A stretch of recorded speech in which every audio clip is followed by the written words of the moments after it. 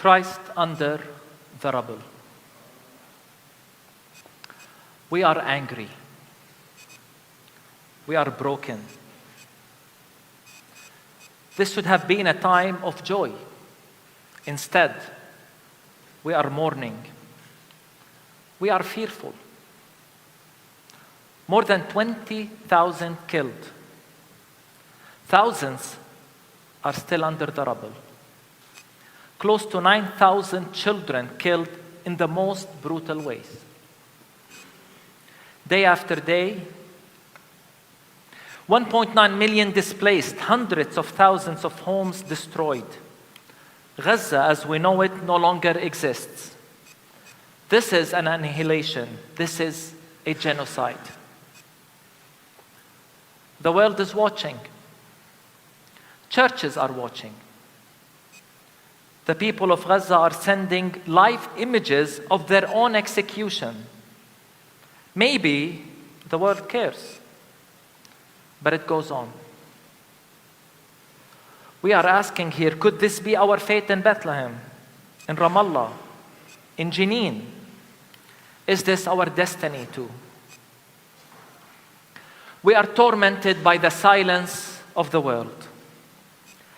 Leaders of the so-called free lined up one after the other to give the green light for this genocide against a captive population. They gave the cover. Not only did they make sure to pay the bill in advance, they veiled the truth and context, providing the political cover. And yet another layer has been added, the theological cover, with the Western Church stepping into the spotlight. Our dear friends in South Africa taught us the concept of the state theology, defined as theology, the theological justification of the status quo with its racism, capitalism, and totalitarianism. It does so by misusing theological concepts and biblical texts for its own political purposes. Here in Palestine, the Bible is weaponized against us.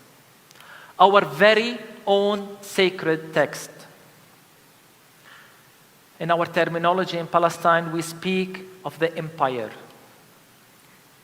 Here we confront the theology of empire, a disguise for superiority, supremacy, chosenness, and entitlement. It is sometimes given a nice cover using words like mission and evangelism, fulfillment of prophecy, and spreading freedom and liberty. The theology of the empire becomes a powerful tool to mask oppression under the cloak of divine sanction.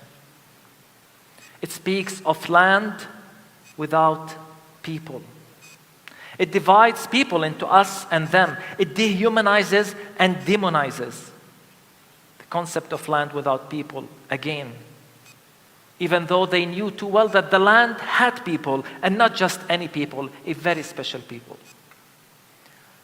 Theology of the empire calls for emptying Gaza, just like it called for the ethnic cleansing in 1948, a miracle or a divine miracle as they called it. It calls for us Palestinians now to go to Egypt, maybe Jordan. Why not just the sea? I think of the words of the disciples to Jesus when he was about to enter Samaria. Lord, do you want us to command fire to come down from heaven and consume them? They said of the Samaritans. This is the theology of the empire. This is what they're saying about us today. This war has confirmed to us that the world does not see us as equal. Maybe it's the color of our skins. Maybe it is because we are on the wrong side of a political equation. Even our kingship in Christ did not shield us. So they say, if it takes killing 100 Palestinians to get a single Hamas militant, then so be it. We are not humans in their eyes.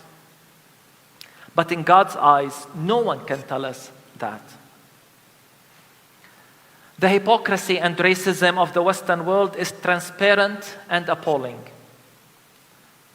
They always take the word of Palestinians with suspicion and qualification. No, we're not treated equally. Yet on the other side, despite a clear track record of misinformation, lies, their words are almost always deemed infallible. To our European friends, I never ever want to hear you lecture us on human rights or international law again. And I mean this. We are not white, I guess. It does not apply to us according to your own logic.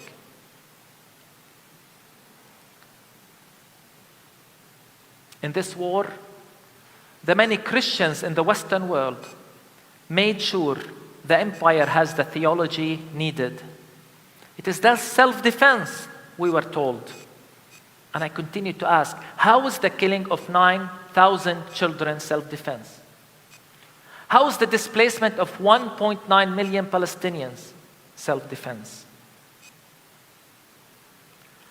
In the shadow of the empire, they turned the colonizer into the victim and the colonized into the aggressor. Have we forgotten that the state they talked to, that state was built on the ruins of the towns and villages of those very same Gazans? Have they forgot that? We are outraged by the complicity of the church. Let it be clear, friends. Silence is complicity. And empty calls for peace without a ceasefire and end to occupation, and the shallow words of empathy without direct action, all under the banner of complicity. So here is my message. Gaza today has become the moral compass of the world. Gaza was hell before October 7th, and the world was silent. Should we be surprised that there's silence now? If you are not appalled by what is happening in Gaza, if you are not shaken to your core, there is something wrong with your humanity. And if we as Christians are not outraged by the genocide, by the weaponization of the Bible to justify it, there is something wrong with our Christian witness, and we are compromising the credibility of our gospel message.